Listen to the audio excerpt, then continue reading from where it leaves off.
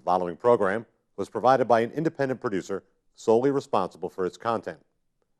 The opinions expressed do not necessarily represent the views of this station, its staff, board of directors, or underwriters.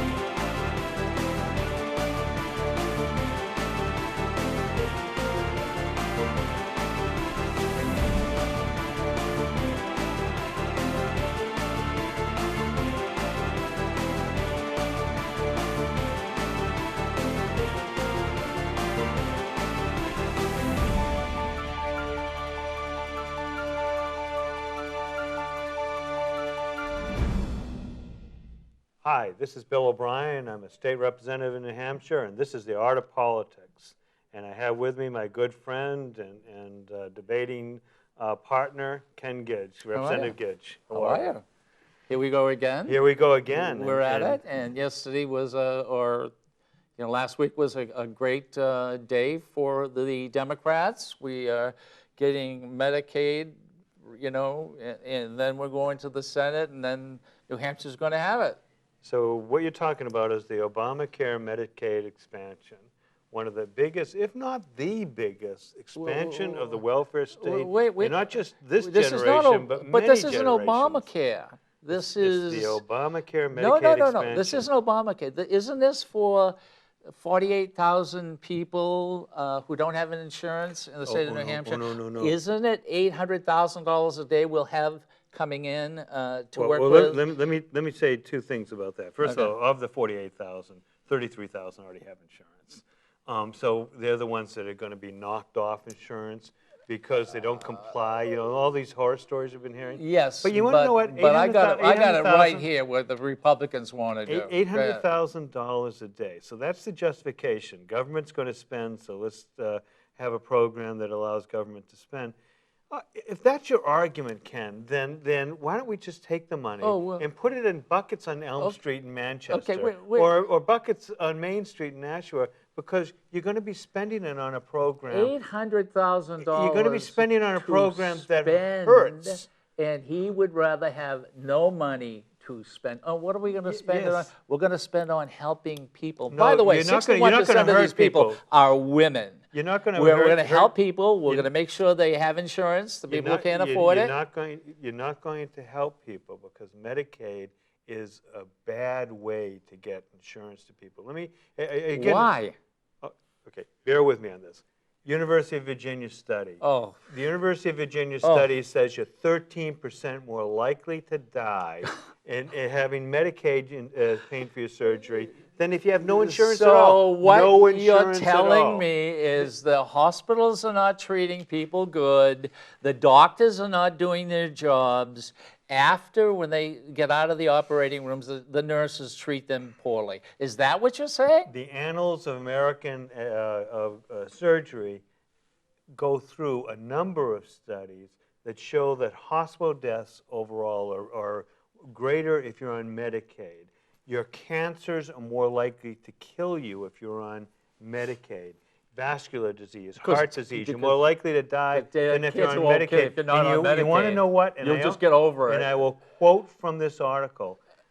Doctors don't want to see Medicaid patients. Okay, so you're for reasons of reimbursement and bureaucratic hassle. Doctors are not doing their proper job? Doctors don't like to get paid. Hospitals aren't doing their proper. Doctors and hospitals don't like to get paid. So you're saying only for, let me the doctors, you keep on saying you're saying, and then I just about say what I'm going to say, and then you put some more words in my mouth. What I am that's saying, hard. Yeah, what I am saying is that when doctors and hospital are paid 40% of the cost of service, which is typical for Medicaid patients, they are less able to serve those patients than, for example, at the other extreme, which is private insurance patients. They get about 120 to 130% of the cost But of a service. person doesn't have The any results insurance, show and they up. walk through the front door of the hospital, and they're treated better than people who have Medicaid. Let me tell you what's Well, gonna, what does your study? Did your let me study tell say you anything how, about let me that? tell you how much this money is going to be wasted.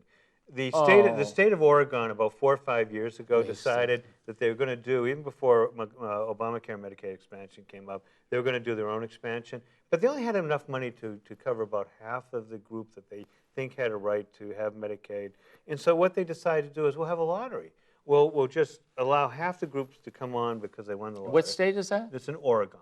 Oregon. It's the famous Oregon study. That's where it was they- in the New England Journal of Medicine, the premier medical publication, peer-reviewed publication in the United States. You know what they The found? air is different in Oregon compared to New Hampshire. Well, there is a little bit Come more. on. There is a little bit more marijuana in the area. Yeah, over that area, yes, there is. I bet there is, but I think they factored that out.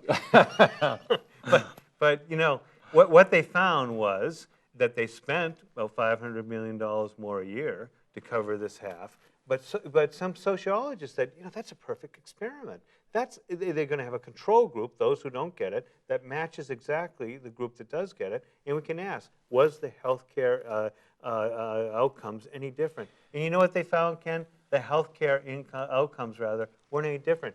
Being on Medicaid and not being on Medicaid, you didn't live longer, you didn't do better. But didn't your study just say that the $500 million. Medicaid people who are on Medicaid are treated worse or die more? Isn't that what your study says? But now you're saying on your Oregon study? You're going to make the argument to me that we should spend $500 million for nothing? No. That's good because we're not killing all the patients?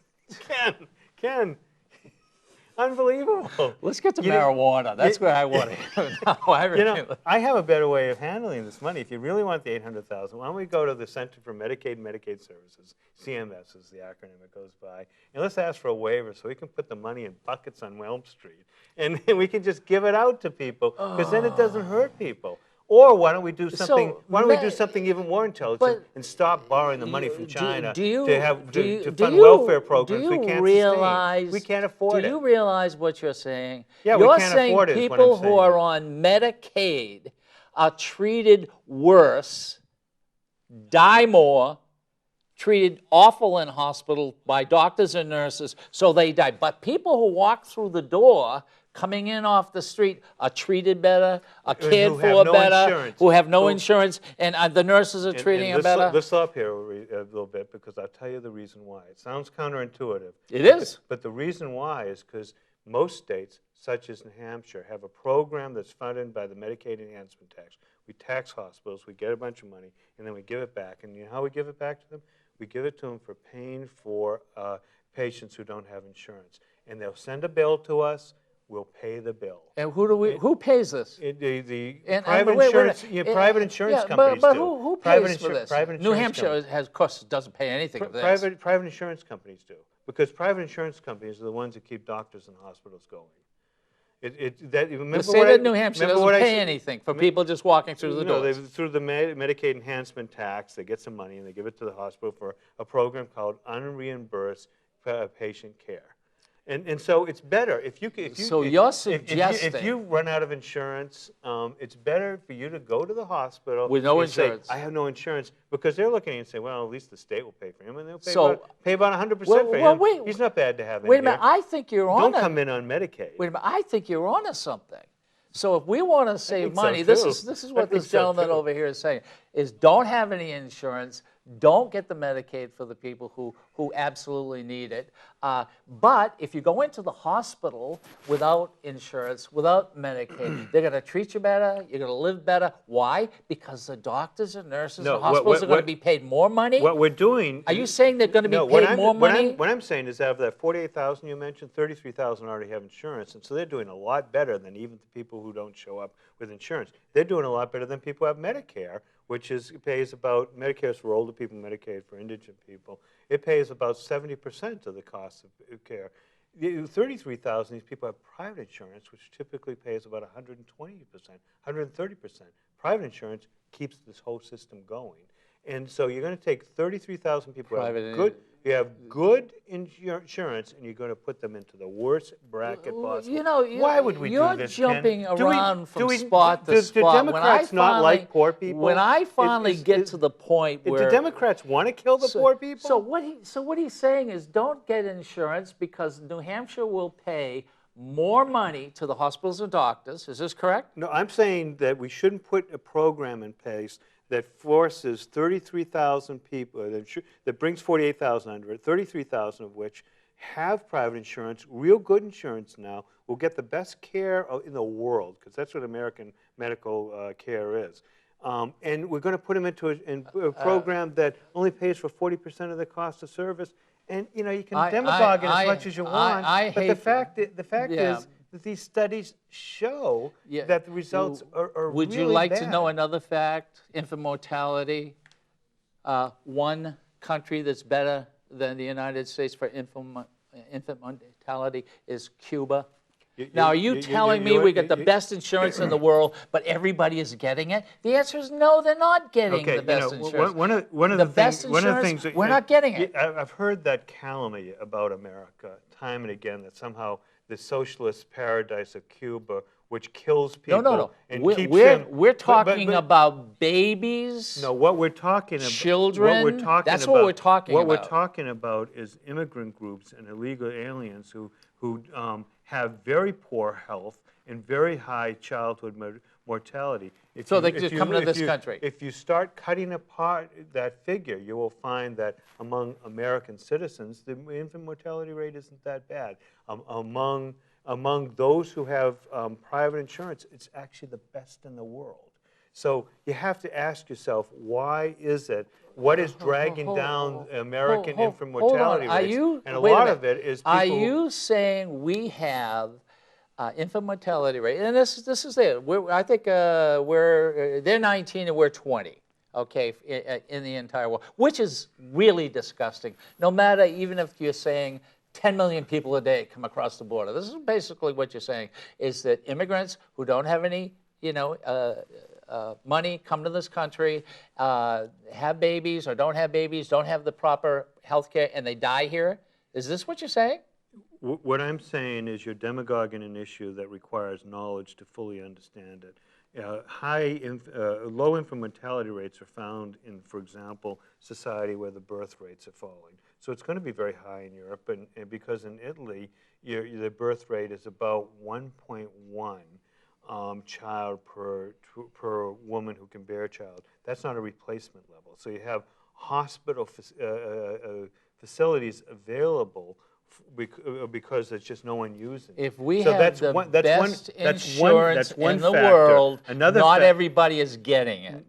Yeah, we actually do. They do get insurance. They do get medical coverage. Then why are we like 20 in the world for infant mortality rate? Why? Because we have about 30 million illegal aliens who don't fully participate in our society, including getting medical care. And that's, like Medicaid? Okay, and now I want you like, to... Wait a minute. Hold on a second. Now we're coming back to Medicaid, aren't we? I got to tell you, you have to understand more about this because you're comparing apples and oranges. America, for example, will count a premature birth in which they have the ability to save the life of a child, and if they don't, as a childhood death. In other countries, if a child is born before term and dies, is born in a situation where America would often be able to save their life, they don't count it as infant mortality. Why are you the only one saying this? I'm not. Thomas Sowell, the economist, says Wait a minute. Where is it? Where is this information? In books. And Thomas Sowell has written about this extensively. And he's a economist at Stanford University. So Victor Davis Hanson has written about this extensively. Okay, we have coming up in our state legislature. I mean, we have argued already for the rules, I think it was. Well, let me just finish this point, yeah, because I want to make it very clear. So I'm trying to segue. We should, because it's a particular knowledge and there's a lot of emotion involved in it. We define infant mortality different than most other countries in the world because we have greater opportunity to save the lives of premature babies. And so if someone's born, a baby's born at, what is it, 25, 26 weeks in America, there's a chance we can save the life. If we don't, it's infant mortality. In other countries, they don't even attempt to. They just say it's a stillborn birth, and it's not considered to be a child that died. So, and that's a substantial difference in the rate. That is the reason why. In Cuba, they have a lot of good things. They have good preventative care. They don't have medical facilities where they can begin to handle premature births like that. They don't even consider them births. And so we're comparing apples to oranges. We really are.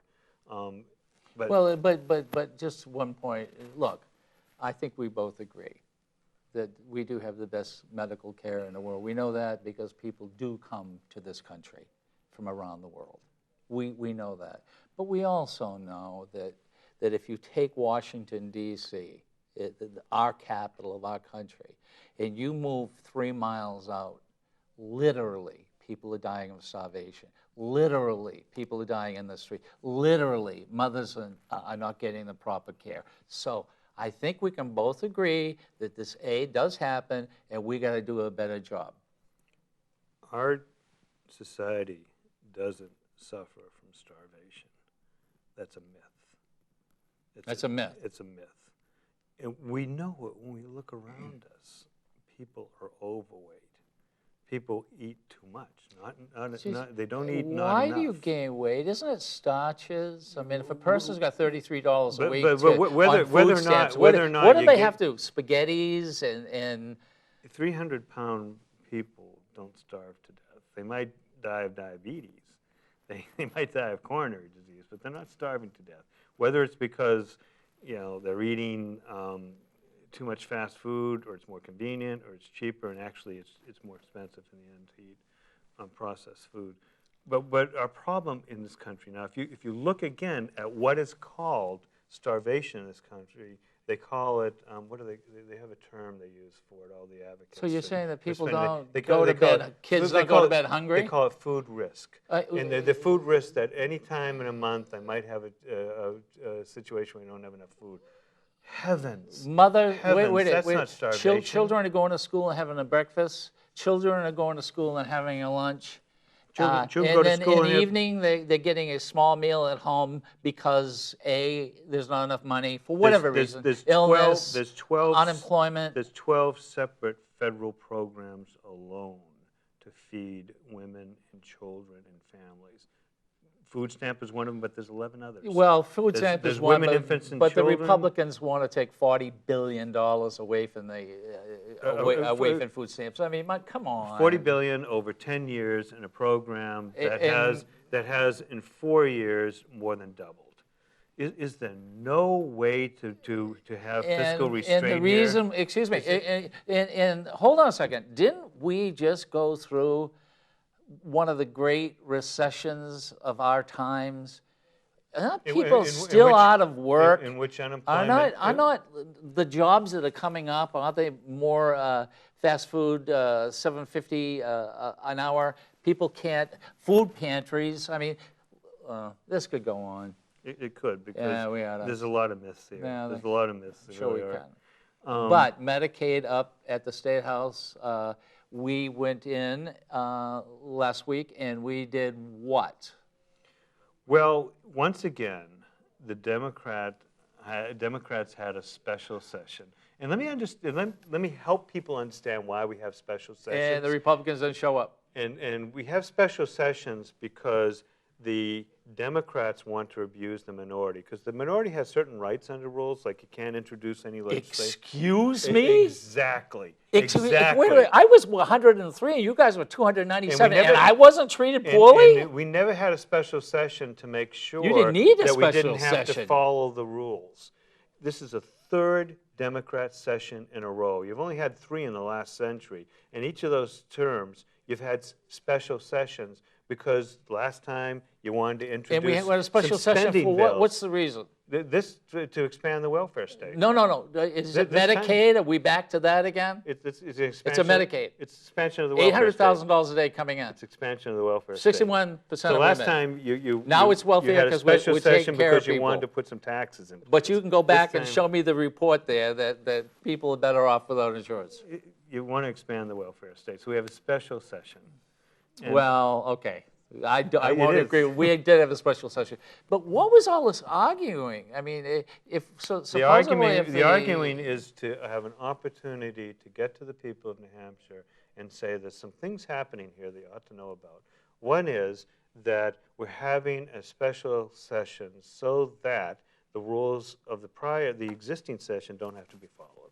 You know, we have rules on when legislation can be brought in, when it can't be brought in. We have rules that protect the minority, that measure out debates so that we can file legislation in January. We have a real opportunity for it to go through committees. So and what have hearings. happened yesterday? And so, You guys never stopped Governor talking. Hassan and all the Democrats got together and said, "Oh, we can't go by the normal process, so let's jam it through." And so that's what this special Let's session. jam it Let's through. jam the Let me expansion of the see. welfare case. Right here is the former Speaker I have a of the special House session? of Representatives. Did I Wait have a minute. special session? 297, 103. You didn't need special sessions. You could do and did whatever you wanted. Hardly. We had to follow Period. the rules. We had to follow the rules. We Follow- didn't go to the governor and say, "Oh my God, these Did rules." we outvote you yesterday? Did you outvote? The Democrats always vote in blocks. No, so no, I'm no. sure- Oh, the Republicans don't? Yes, they don't. As a matter of Yes, they fact, don't. They do not. No, vote they in a- yes, they do. No, they don't vote in a block. It's been demonstrated time and again. You mean you mean Democrats yesterday, Republicans yesterday said Medicaid is good for New Hampshire? Well, no, they don't say Obamacare, Medicaid expansion. Who won yesterday? Who you guys got to introduce? Republicans. You passed a rule. Democrats, rather. Understand what you did. You passed a rule that said there's only one bill that can be admitted into this special session, and it's a bill to expand the welfare state. No, it's the Obamacare, for Medicaid expansion. Medicaid. Obamacare, Let's Medicaid get expansion. that. You know, there's several $billion, $800,000 a day. I mean, come on. People are better, but your report says You know, it doesn't. where are we going to get this money? Are we going to get? If it's the federal government, you're telling us go to China and get this money. If it's when the federal government runs out of the money, when the federal government runs out of the money, it's going to come out of the hides of the people of New Hampshire. Why don't we get this right about China? How do we get money from China? Do you want to be the biggest debtor nation in No, the no, world? That's what we question. are How now. do we get money from China? We go and beg and borrow now. No, how? We beg. We sell what to them? We sell paper. We sell We bonds. sell We sell bonds. debt. Are you saying that it's a good That's thing it. for us to be the biggest debtor nation in the world? Do you think it's a good thing that we have Wait. a federal deficit? This country, wait a minute, isn't the Chinese and other countries who buy our bonds, aren't they investing in the United States? Ken, No, all of a Ken, sudden, we're a debted Ken, nation. These you think countries, it's a good thing? we didn't go out and put a handout. We said these are available. Do you know? Well, you know why they buy them, because we're the strongest country in the world, and we don't close our governments down. Oh, damn, that's right, we did close our governments down. Republicans. You want to know what? You could have been in Greece 2 years ago and be made all of this argument and it would have had equal validity. Why do they buy these Greek bonds? Because we're a great government. We don't close our government. Whoops. I guess we defaulted. I have somebody over there who lives in Greece. It's going to Boy, happen, Ken. Let me tell you. know, No, it's not going to happen. It certainly is. Why, it certainly is. Why don't you people just, Republicans, why don't the elected Republicans just tell the truth? The fact of the matter is that how we get money from China is we put bonds, and they purchase the bonds. Why? Because they're investing in the United States. Why are they investing in the United States? Because we're the biggest what? Purchaser Biggest from them? debtor nation in the world. Oh, well, wait a minute. Didn't this they is a good invest thing. in- You think it's They didn't better? hand it to us. When the government, when we had the partial government shutdown and it came off, you know how much? Partial government shutdown? Yeah, 15% of the $24 billion we lost? 15% of the employees didn't show up. $400 Ken. million a year. All they did was One state could have. all that they did meaningful was close the national parks, keep the veterans away from World War II Memorial, but allow in illegal aliens of course to Republicans- demonstrate on the You National Republicans, Mall. of course, you know what? Republicans did not know that they were going to shut down the monuments so- until the veterans step up and say, "What are you guys crazy?" Gee, you must have been real happy during the month of October because in that 2 weeks that after the government shut down, you know how much the federal government borrowed in that 2-week period? 2 Here we weeks. go again. $483 billion in 2 weeks they And- borrowed. This and is a good. Now, wh- you wh- must have been. I know you wanted it to be like. Ladies and gentlemen, let's get trillions this of straight. dollars. We're not going out and borrowing it. Countries are investing in the United Oh, States. heavens. So That's when like they you- invest in this that's like country, you Democrats say that we don't get taxed, we just get mandatory investments or whatever. Is that what you call that's it? how you think, I love these Every, Republicans. every time you What spend, you it's an gu- investment. What you guys Would you say? guys invest in me? Tell the truth. What's How in do your- we get this money? What's in your wallet? I want it. Do I we want you borrow? to invest in me. I have $100 bill in That's enough for a week. That's I can't enough live of on an it. investment. I'll give you some paper on it. I'll give you a bond. All right. Would you invest in Will you me? give me $200 for my $100 bill? All right, I'll do that. Oh, sure. Well, I can't, but my grandkids will. Because that's what we're saying. Oh, this can go on and on and on. One thing I wanted to talk fun. about, we Yeah. have a good time. And I want to talk about one thing that, these discussions do lead to, because, obviously if people have been following the show, they realize we don't agree on much. But we can. We had a show, I think, a few months back, in which we were talking about medical insurance and, what alternatives there are. And I talked Yes. about a bill that I'd brought Yes. in before that basically would allow folks to buy insurance, medical insurance from any medical company that's licensed in any state in the United States, as long as they came to New Hampshire, those companies, and said, here's a simple to read policy and got it approved by the Commissioner of Insurance. They wouldn't have to have any of the mandates in it. They'd have to be subject to New Hampshire courts. If there's any confusion in the policy, lawyers call it an ambiguity. If there's any ambiguity, it's resolved against the company. So if it's not clear whether insurance covers something or not, go against the company on it. And our thought is that's going to go through competition and a number of companies out there, kind of expand the availability of You have a insurance. co-sponsor on that? And that's why and these discussions led to you and I sponsoring Me together. co-sponsoring. Yeah. That's correct. And I think it's, whether Yes. whether or not it is the solution, and I don't think that there's a silver bullet for this issue of medical costs, because it's expensive. If you go into a hospital and you see the wonderful things they can do for us, it's expensive. We have basically one insurance company up here. But right now we have about one insurance That's company. awful. That's what we and so this is we can't do trying to that. get a bunch of other companies to come in. It's going to be interesting to see how this works with the Republican, and you have people, and myself being a Democrat. It's going to be really interesting to see how the whole thing works. I'm trying my best to make this as bipartisan as possible. I know I'm kind of a polarizing figure, just both because I tend to be, out front with my beliefs, and there's been a lot of pushback on the other side. So there's been a polarization there, but I'm trying to make this not be I wouldn't a partisan listen. issue. I wouldn't get involved with this. I wouldn't get involved with anyone if I didn't think that this was important. I mean, the insurance companies, basically, we're being taken advantage of. And I think we've talked about this before. We are, for all sorts of reasons. And so, one of the things... One of the hospitals here in Ash was not being one of the, going to be a provider for these insurance companies. This is awful. It This is awful. stuff So like if you had that. more insurance We companies have more come in, insurance company, yeah. we'd not only have a Little situation where, competition. policyholders could get some Yeah. competition, but if you're a hospital, you could say, you know what, you're not paying me enough, insurance company X, I'm going to go to insurance company Y and Z. And so that will be better. A lot of people don't really realize this, but guess what? We're done again for another half hour. It's been very quick. I enjoyed it. Good. Good. Tell Well, the people how they get in touch with you. Again, State Representative Bill O'Brien, and you can call me on my cell phone. I'd love it if you do that. It's 603-620-8710. I'm on Facebook, or come up to the State House on Session Day and talk to both Ken and me. Oh, yeah, absolutely. And by the way, again, Democrats are very welcome to come on.